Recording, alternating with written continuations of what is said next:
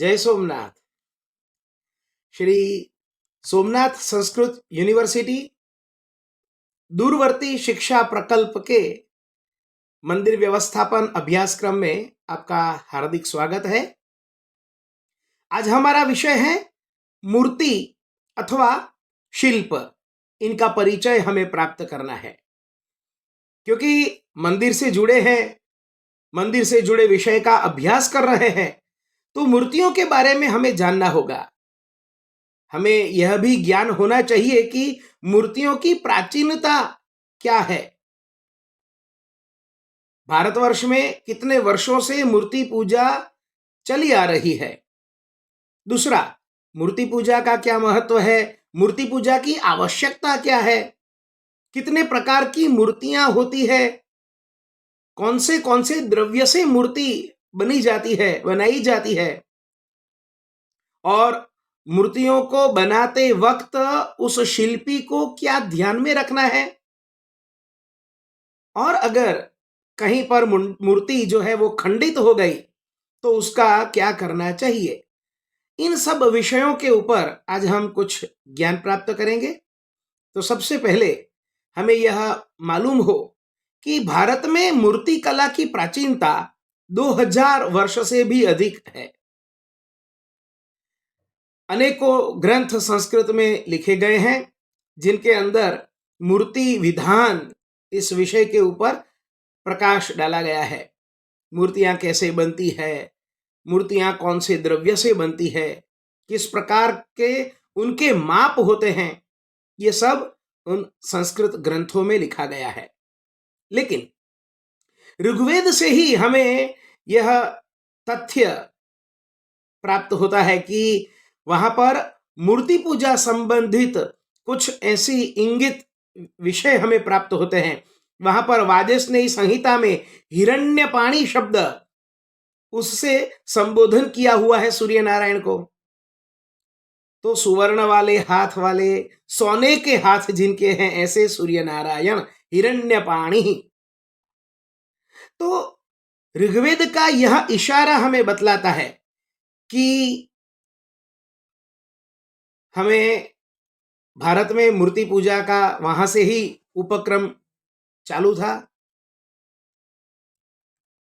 आगे तो पाणिनीय सूत्रों में भी हमें कुछ ऐसे विषय मिलते हैं कि जहां पर मूर्ति पूजा के बारे में हमें कुछ माहिती प्राप्त होती है। जब शिल्पी किसी एक पत्थर का चयन करके उस पत्थर में से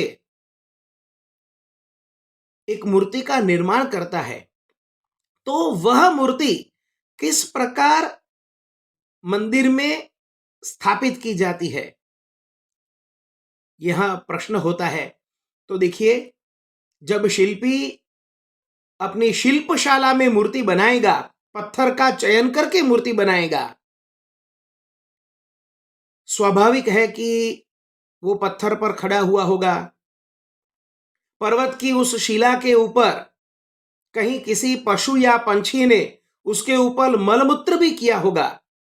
तो ये इन सभी अपवित्रताओं को दूर करने के लिए जब तैयार मूर्ति को देव मंदिर में प्रतिष्ठित करने का जो विधि विधान होता है, इसका शुद्धिकरण होता है। और मूर्ति का शुद्धिकरण होता है। शुद्धिकरण के समय ही उसे अधिवास कहते हैं। जल में रखते हैं, घी के अंदर रखते हैं, अनाज के अंदर रखते हैं, जो कि कर्मकांड का विषय है। अभी यहां पर आप इतना ही ध्यान में रखिए कि मूर्ति का शुद्धिकरण होता है, और शुद्धिकरण के बाद मूर्ति की प्रतिष्ठा होती है। उक्ति है, अस्मापि याति दैवत्वम महद्भ्यः सुप्रतिष्ठितः। अगर ठीक पद्धति से उसकी प्रतिष्ठा की जाती है तो अश्म यानी पत्थर के अंदर भी देवत्व आता है।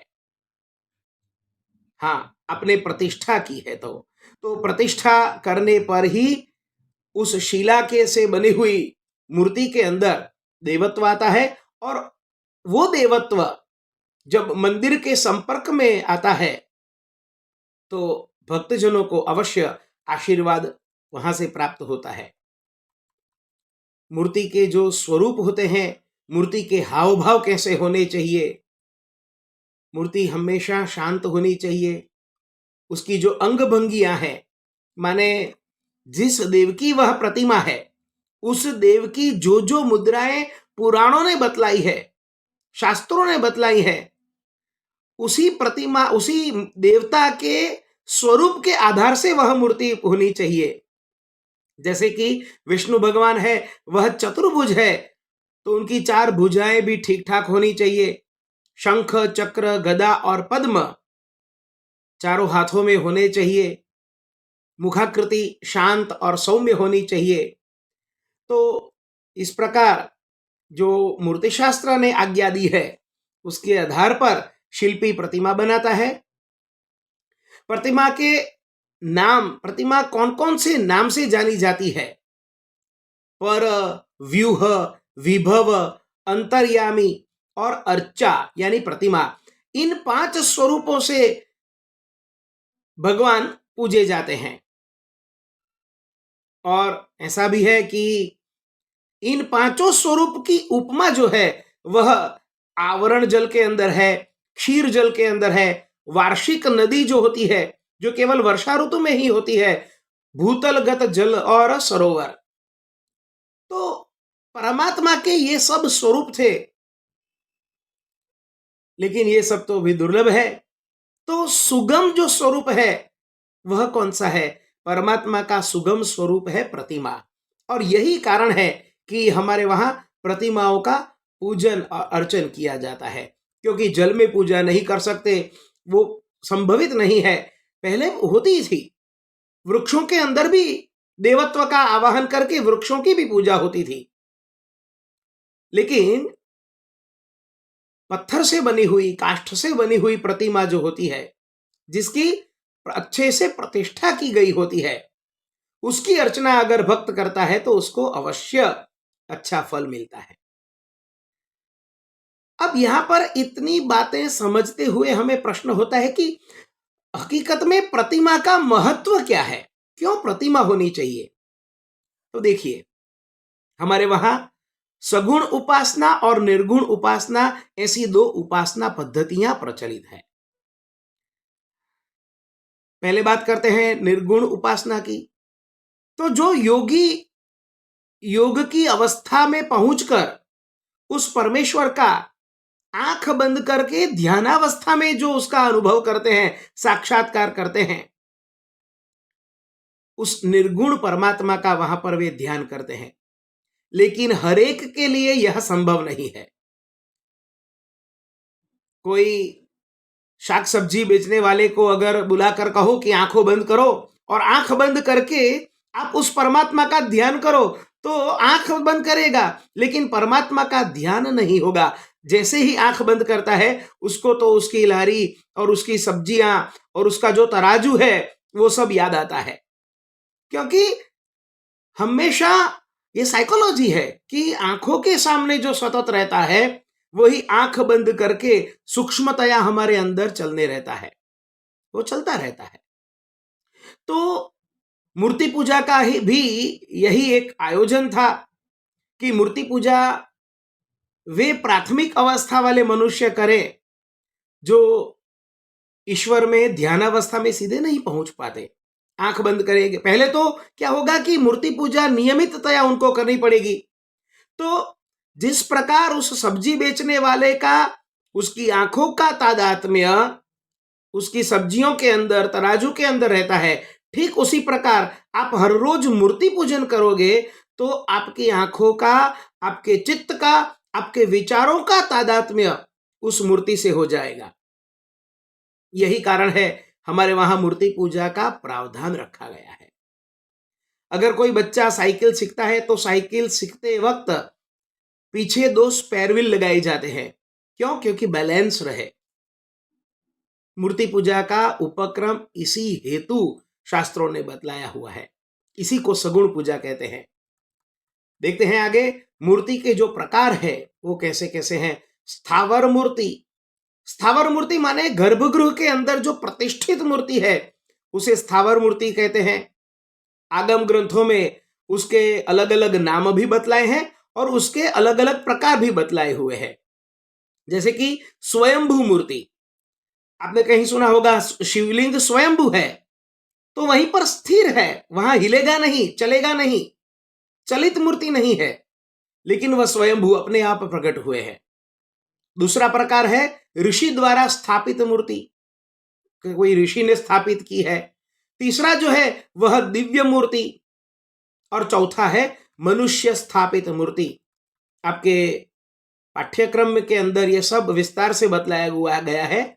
और मूर्ति के अन्य 6 प्रकार भी कहीं पर मिलते हैं, यानक, स्थानक, आसन, शयन, विश्वरूप और लोक विक्रम। ये बात हुई स्थावर मूर्ति की। अब जंगम मूर्ति, जंगम मूर्ति यानी हिलने चलने वाली मूर्ति। आपने मंदिर में देखा होगा कि एक बड़ी सी प्रतिमा तो स्थिर कर दी है, वो हिलती चलती नहीं है, लेकिन उसके आगे एक छोटी सी प्रतिमा भी रखी हुई है, छोटी सी मूर्ति रखी हुई है। अथवा अगर आप जगन्नाथ मंदिर में जाते हैं तो वहां पर भगवान की जो मूर्ति है वो तो स्थिर नहीं है, बाहर निकालकर उसको घुमाते हैं, फिराते हैं, उसे कहते हैं जंगम मूर्ति। तो जंगम मूर्ति के इतने प्रकार है। पहला है कर्म अर्चा, माने नित्य पूजा के लिए, हर रोज पूजा के लिए, जैसे मैंने कहा था कि पाद्य, अर्घ्य, आचमनीय, स्नान इत्यादि जो षोडशोपचार पूजा होती है, तो उस इस जंगम मूर्ति की होगी, छोटी सी प्रतिमा होगी, और नित्य पूजा के लिए उसका उपयोग किया जाता है। फिर उत्सव अर्चा के लिए एक मूर्ति होती है, यानी मंदिर के बाहर अगर उत्सव के लिए उस मूर्ति को ले जाना है तो उसके लिए वो दूसरी प्रतिमा होती है, उत्सव मूर्ति। फिर बलि मूर्ति, दिक्पाल बलि के लिए उसका उपयोग होता है। फिर स्नपन अर्चा के लिए एक और मूर्ति होती है। स्नपन यानी स्नान कराने हेतु, नित्य स्नान आदि के हेतु जो की जाती है, जिसका उपयोग किया जाता है। आपने देखा होगा स्वामीनारायण संप्रदाय में भगवान श्री हरि की मूर्ति को जल विहार, नौका विहार कराया जाता है, तो विहार के लिए भी एक मूर्ति होती है। तीर्थ अर्चा के लिए भी एक मूर्ति होती है। शयन अर्चा, सुलाने के लिए भी एक मूर्ति होती है। तो इस प्रकार चलित और अचल, इस प्रकार की 2 प्रकार की मूर्तियां हैं। स्थावर और जंगम इसके नाम है। आगे देखते हैं पाषाण का परिचय। मूर्ति किन किन पदार्थों से बनती है, मूर्ति को बनाने के लिए कौन कौन से पदार्थ उपयुक्त है। तो पत्थर से बनी मूर्ति तो उत्तम उत्तम कहलाती है। उसमें श्वेत शिला यानी सफेद पत्थर, कभी कभार लाल पत्थर और कभी कभार काले पत्थर का उपयोग भी किया जाता है, उनके भी नाम है। लेकिन ऐसा नहीं है कि केवल मूर्तियां पत्थरों से ही बनती है, धातु से भी बनती है, पंच धातु से बनती है, अष्ट धातु से बनती है। तो धातुओं को मिक्स करके उसका निर्माण किया जाता है। उसमें वजन की मर्यादा का भी ध्यान रखना पड़ता है, वो भी आप देखोगे वहां पर। जैन परंपराएं भी इसमें अपना विषय बतलाते हैं। काष्ठ की प्रतिमा होती है, और काष्ठ के लिए कौन सा काष्ठ उपयुक्त हो, कण्व संहिता आदि ग्रंथों में इसका उल्लेख है। जगन्नाथ मंदिर की जो प्रतिमा है वह काष्ठ से बनी हुई होती है। तो इस प्रकार काष्ठमयी प्रतिमा का, उसको दारू प्रतिमा भी कहते हैं। दारू यानी काष्ठ, दारू संस्कृत शब्द है, दारूमयी प्रतिमा। ठीक उसी प्रकार मृत्तिका से बनी हुई प्रतिमा भी होती है। मृत्तिका यानी मिट्टी, मिट्टी से बनी हुई प्रतिमा होती है। उसके भी 12 विविध अंतरंग प्रकार है। रत्नमयी प्रतिमा, रत्न से भी प्रतिमा बनती है। आपने देखा होगा कि नीलम के मणि से भगवान शिव जी का शिवलिंग बनता है।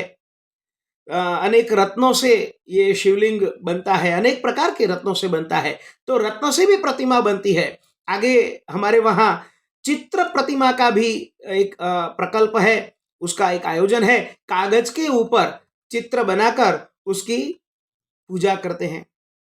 मूर्ति की मुद्राएं, उनके बारे में अगर हम देखें तो मूर्ति में अलग अलग प्रकार की मुद्राएं होती है। यानी भगवान के जो हस्त ऐसे हैं तो कुछ और मुद्रा होगी, और हाथ झुका हुए आगे से तो उसकी कोई और अलग मुद्रा होगी। उसकी अंगुलियां जो होती हैं, कभी मूर्ति ने ऐसे अंगुली की है, कभी उसने ऐसे अंगुली की है, तो अंगुली निर्देश से भी कुछ और ध्वनित होता है। वरद मुद्रा होती है, अभय मुद्रा होती है, ज्ञान मुद्रा होती है, कटक मुद्रा, सूची मुद्रा। तो अलग अलग प्रकार की मुद्राएं भी मूर्तियों के अंदर आप देखते हैं, उसका भी महत्व है। जब आप मूर्तियों को देखोगे तो मूर्तियों के आयुधों को भी आप देख पाओगे। भगवान ने चारों हाथ में जो आयुध उपकरण किया है, भगवती दुर्गा इत्यादि का भी आपने दर्शन किया है, तो भी आप देखोगे कि उन्होंने अपने हाथों के अंदर विविध अस्त्र शस्त्र अथवा पद्म, कपाल, कमंडल, सृक, अमृत घट, श्रीफल, ये उपकरण की कहे जाते हैं। इन उपकरणों भी कभी कभार धारण किया होता है। कभी कभार उन्होंने वाजिंत्रों को धारण किया है, जैसे कि वीणा है, बंसी है, डमरू है, मृदंग है। उन्होंने अस्त्र शस्त्र उठाए नहीं, लेकिन ऐसे वाद्यों को उठाया है हाथ से। कभी कभार उन्होंने मृग, नकुल, कुक्कुट, सर्प आदि को भी धारण किया है। तो प्राणियों को भी उन्होंने धारण किया है, तो वे भी उन मूर्तियों के अंदर होने चाहिए। मूर्तियों के आभूषण भी होने चाहिए, आभरण भी होने चाहिए। तो अपराजित पृच्छा नाम का ग्रंथ इस विषय में 16 प्रकार के आभूषण बतलाते हैं, उनका भी आप ध्यान रखिएगा। और आगे देखते हैं मूर्ति का तालमान, मूर्ति का प्रमाण। देखिए, जैसे कुदरत ने हमें शरीर दिया है, तो शरीर का किसी का सीधा जो खंधा है वो जितने माप का है, उल्टा खंधा राइट वाला और लेफ्ट वाला दोनों की साइज समान होती है। हाथ की साइज भी समान होती है, यानी यहां से खंधे से लेकर कोहनी तक की जो साइज लेफ्ट हाथ की है, उतनी ही साइज जो है वह सीधे हाथ की है। दोनों हाथों की उंगलियों का नाप भी एक समान होता है। कान दोनों के एक समान होने चाहिए, होठ भी ऐसे ही होने चाहिए। तो जब शिल्पी मूर्ति बनाता है तो उसको यह स्पष्टतया ध्यान में रखना होता है। एक भाग लंबा बन गया, एक भाग छोटा बन गया, तो ये जो है विकृति होती है। ऐसी विकृति वाली मूर्ति की पूजा नहीं होती। और आप सबको यूनिवर्सिटी ने जो अभ्यास का मटेरियल दिया है, उसमें मूर्ति के वाहनों के लिए एक अच्छा कोष्टक भी है। आप उसको भी देख लीजिएगा, उसको भी दिमाग में रखिएगा, क्योंकि ये परिचयात्मक व्याख्यान है मेरा, इसलिए मैं आपको वहां से दिग्दर्शन ही करा रहा हूं। और अंत में जो अंतिम चरण में हम जाते हैं तो देखते हैं मूर्ति का जीर्णोद्धार और प्रायश्चित क्या है। अगर पूजा के समय प्रतिष्ठित मूर्ति खंडित हो गई तो हमारे वहां प्रतिष्ठित मूर्तियों की पूजा का विधान नहीं है। वो हमें आशीर्वाद तो नहीं देगी, वो कष्ट या पीड़ा हमें देगी। इसलिए भक्त को सावधानी बरतकर अगर कहीं पर भी मूर्ति खंडित हो जाती है तो उसका प्रायश्चित करके उसका जीर्णोद्धार करना चाहिए, उस मूर्ति का पुनः स्थापन करना चाहिए, फिर से स्थापन करना चाहिए नई मूर्ति बनाकर। आगे देखते हैं कि हमारे वहां गुजरात में जो जो प्रसिद्ध मंदिर है उनकी मूर्तियों का हम परिचय प्राप्त करें। तो देखिए, हमारे वहां डाकोर में रणछोड़ राय जी, उनका प्रसिद्ध मंदिर है। और रणछोड़ राय जी यानी ये कृष्ण भगवान ही है। तो कृष्ण भगवान की मूर्ति का क्या मान है ये देखें। तो ये प्रतिमा जो है वह 1 मीटर लंबी और 45 सेंटीमीटर चौड़ी है। तो ये भगवान द्वारिकाधीश वही रणछोड़ जी है, हकीकत में उनका ही यह श्री विग्रह है। उसके पीछे एक कहानी भी है जिसका यहां पर उल्लेख किया गया है, लेकिन ये प्रतिमा हमें देखनी चाहिए। ये प्रतिमा का जो वर्णन है वहां पर सब कुछ आपके मटेरियल में दिया गया है। उसके बाद कष्टभंजन हनुमान जी, यहाँ गुजरात में सालंगपुर के अंदर ही है। यहाँ पर ये जो मेहिरा जो है वह रत्न जड़ित मुकुट से शोभायमान भगवान बजरंग बली की अच्छी सी प्रतिमा है। यहां पर भगवान की मूछें जो है वह रौबदार है और महाराजा तरह सिंहासन पर भगवान महाराजा की तरह बैठे हैं। और वहां पर उनके चारों ओर जो वानरों की सेना का दल होता है वो भी हमें दिखाई देता है। माने भगवान हनुमान जी महाराज तो विराजमान है ही है, उनके चारों ओर उनकी जो कपि सेना है, किसी ने हाथ में फल लिया है, कोई कुछ खा रहा है, कोई कुछ क्रिया कर रहा है, तो इस प्रकार की भगवान हनुमान जी महाराज की वहां पर प्रतिमा है। मोढेरा में प्रसिद्ध सूर्य मंदिर है। यह सूर्य मंदिर भीमराज ने ईस्वी सन 1026 से लेकर 1027 के दौरान बनाया था।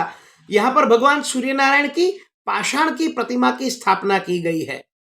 और इस परिसर के मुख्य 3 भाग है, गूढ़ मंडप, सभा मंडप तथा कुंड।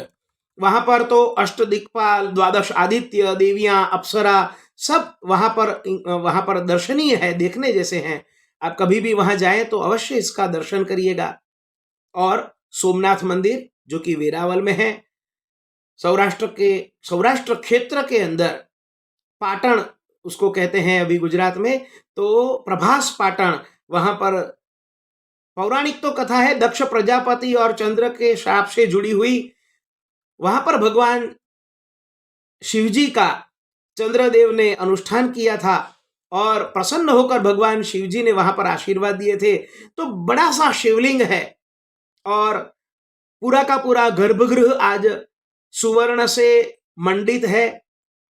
तो इस प्रकार भगवान सोमनाथ भी दर्शनीय है। ठीक उसी प्रकार द्वारिकाधीश जो कि द्वारिका में विराजमान है, गोमती तालाब के किनारे भगवान का बड़ा सा मंदिर है। तो वहां पर भी भगवान कृष्णचंद्र परमात्मा 4 फुट ऊंची प्रतिमा है और चांदी के सिंहासन पर भगवान बैठे हैं। मूर्ति काले रंग की पत्थर से बनी हुई है और वहां पर आसपास जो हीरे मोती है वे भी चमकते हैं। अंबाजी का अंबा का मंदिर है यहाँ पर गुजरात में, जो कि 51 शक्तिपीठों से के अंतर्गत माना जाता है। तो वहां पर कोई प्रतिमा नहीं है, ये ध्यान में रखिएगा। अंबाजी मंदिर में कोई प्रतिमा नहीं है। यहाँ पर माँ का एक श्री यंत्र स्थापित किया गया है और उसको इस प्रकार सजाया जाता है कि देखने वाले को लगे कि यहाँ पर साक्षात अंबा यानी माता विराजमान है। भारत के अन्य मंदिरों के लिए भी हम देखें तो कांचीपुरम है, मध्य प्रदेश के अंदर खजुराहो के मंदिर है, उड़ीसा का एक सूर्य मंदिर है, सांची का स्तूप है, महात्मा बुद्ध का जो क्षेत्र है। आगे चल के देखते हैं तो भगवान काशी विश्वनाथ का बड़ा मंदिर है जो अभी नया परिसर उसके आसपास बना। जगन्नाथपुरी के अंदर भगवान कृष्ण ही विराजमान है।